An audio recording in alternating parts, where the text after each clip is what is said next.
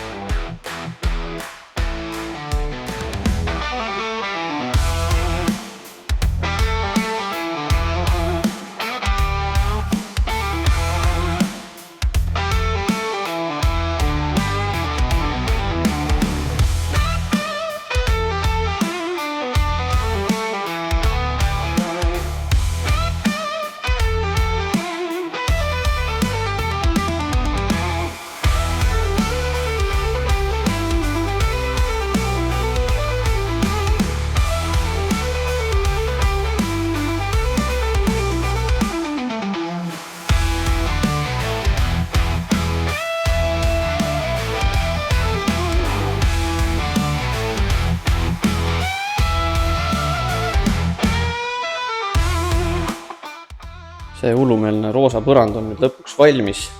No, meile meeldivad hullumeelsed ideed ja neid ellu viia. Ja tegelikult tuli väga hästi välja. Ja kui klient soovib, miks mitte, ja järgmiste hullumeelsete projektideni.